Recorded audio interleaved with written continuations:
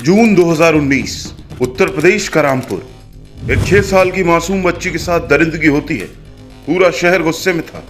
तभी एंट्री होती है एक ऐसे आईपीएस अफसर की जो पहले पेशे से डेंटिस्ट था, लेकिन उस वक्त उसकी पहचान एनकाउंटर स्पेशलिस्ट की बन चुकी थी।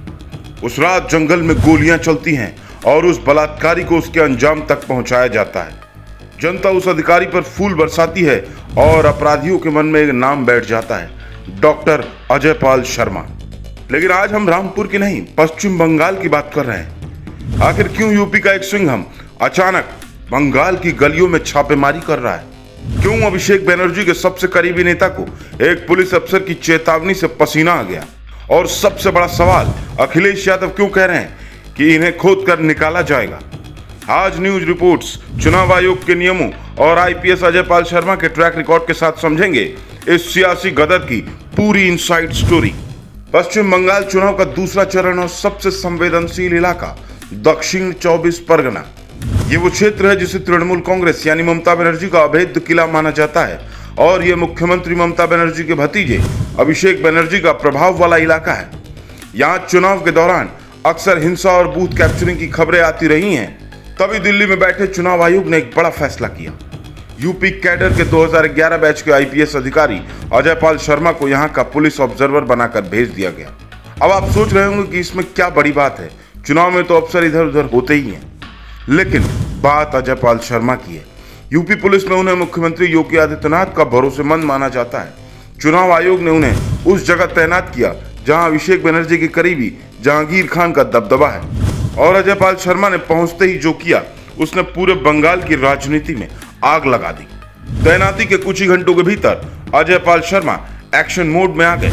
उन्हें शिकायत मिली कि जहांगीर खान के समर्थक मतदाताओं को धमका रहे हैं। फिर क्या था, यूपी का सिंघम एसएसबी और क्यूआरटी की टीम के साथ सीधे जहांगीर खान के घर के बाहर पहुंच गए। सोशल मीडिया पर एक वीडियो वायरल हुआ जिसमें अजय पाल शर्मा बड़े शांत लेकिन सख्त लहजे में कह रहे हैं, अगर गड़बड़ी हुई तो अच्छे से खबर लेंगे।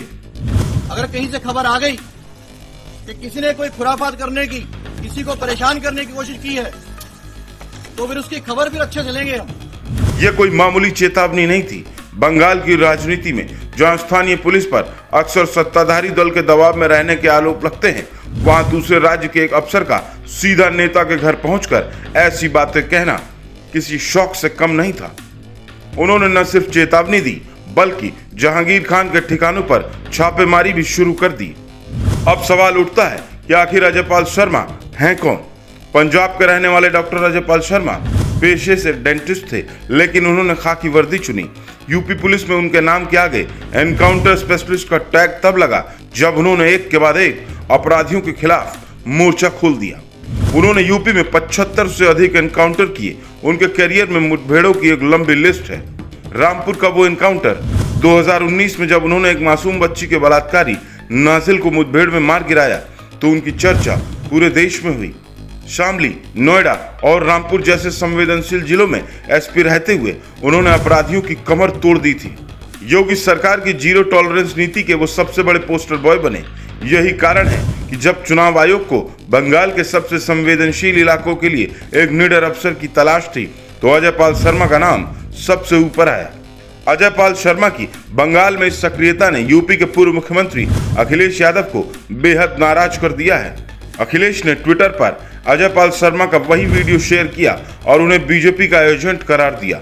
अखिलेश ने अपने बयान में बहुत ही तीखे शब्दों का इस्तेमाल किया। उन्होंने कहा, भाजपा ने ऑब्जर्वर के नाम पर रामपुर और संभल में टेस्ट किए हुए अपने एजेंट भेजे हैं, लेकिन इनसे कुछ होने वाला नहीं है। दीदी हैं और दीदी रहेंगी। इतना ही नहीं, अखिलेश ने आगे एक बड़ी चेतावनी दी, हम न इन्हें भागने देंगे न भूमिगत होने देंगे। ये खोज के लाए जाएंगे, खोद के लाए जाएंगे और कानूनी सजा भी पाएंगे। लोकतंत्र के अपराधी बख्शे नहीं जाएंगे। अखिलेश यादव का ये गुस्सा सिर्फ एक अफसर के खिलाफ नहीं है, यह असल में योगी सरकार की उस कार्यशैली के खिलाफ है जो अब बंगाल के चुनावी मैदान में दिखाई दे रही है।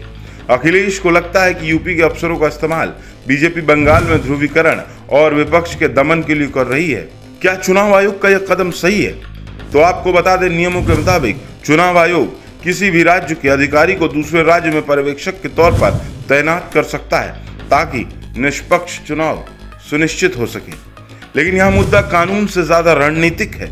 बीजेपी जानती है कि बंगाल के ग्रामीण इलाकों में टीएमसी के कार्यकर्ताओं का जो खौफ है उसे तोड़ने के लिए एक ऐसा अफसर चाहिए जिसके खुद की छवि सख्त हो। अजय पाल शर्मा उस ढांचे में फिट बैठते हैं। दूसरी तरफ टीएमसी का कहना है कि यह उनकी संप्रभुता पर हमला है और बीजेपी केंद्रीय चुनाव एजेंसियों और बाहरी पुलिस अफसरों के दम पर चुनाव जीतना चाहती है। अभिषेक बनर्जी के गढ़ में इस तरह की छापेमारी को टीएमसी ने राजनीतिक बदला बताया है।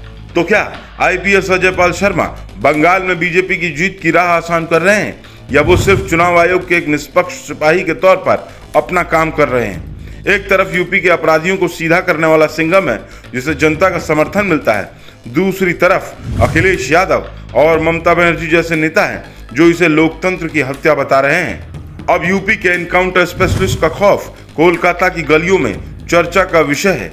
सच्चाई क्या है? क्या वाकई ये अफसर एजेंट है, या फिर ये बंगाल के उस डर को खत्म करने की कोशिश है जो दशकों से वहां के चुनाव का हिस्सा रहा है? अपनी राय कमेंट बॉक्स में जरूर बताएं। क्या अखिलेश यादव का गुस्सा जायज है, और क्या अजय पाल शर्मा जैसे अफसरों की तैनाती से चुनाव निष्पक्ष होंगे? अगर आपको तथ्यों पर आधारित ये रिपोर्ट पसंद आई तो फिफ्थ पिलर को लाइक, फॉलो और सब्सक्राइब करें। हम राजनीति की उस परत को उधेड़ते रहेंगे जिसे मुख्य धारा का मीडिया अक्सर छोड़ देता है। देखते रहिए फिफ्थ पिलर।